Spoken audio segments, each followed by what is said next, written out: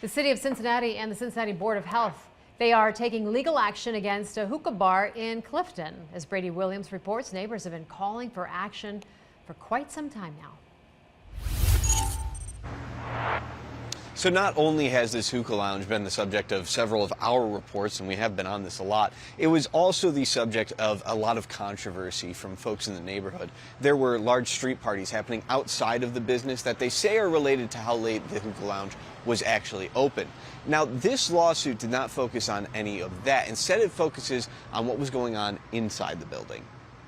We've been trying to get the city to take action for the last 2.5 years, and so the Business Association and the community is very happy about this. Mike Anagnostou of Ludlow Wines and the Clifton Business Association says he was surprised to learn that the city and Board of Health are suing Bohemian Hookah Lounge. For years, he says the lounge was the only business open late when large-scale street parties began. He says those led to crime and noise complaints. You know, after a certain hour, just being able to, just say that there's not supposed to be any noise, any activity or whatever, so people can actually, sleep and go to bed and wake up next morning to go to work. I mean, that's not a lot to ask.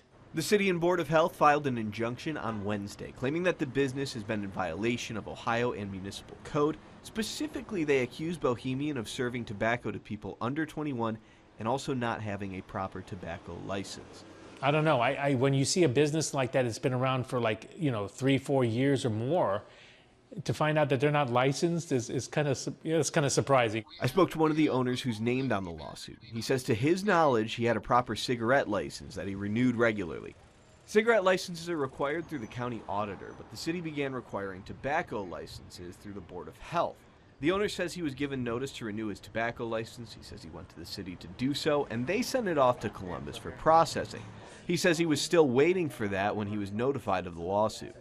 As for serving someone under 21, he says he believes there was only one person under 21 ever served. He claims it was someone working for the city who later issued a fine that he has already paid. Well, I guess at this point we're going to just wait and see what the result is.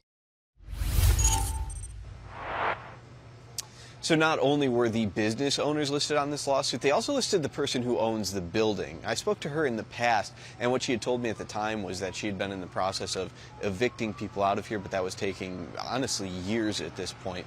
Now, all of those people involved who have been named in this lawsuit have 28 days after being summoned, which would have been yesterday, I believe, to get into court, give their response, and then give time for the city to respond as well. So we'll keep an eye on all of this, but we'll keep you updated as we learn more.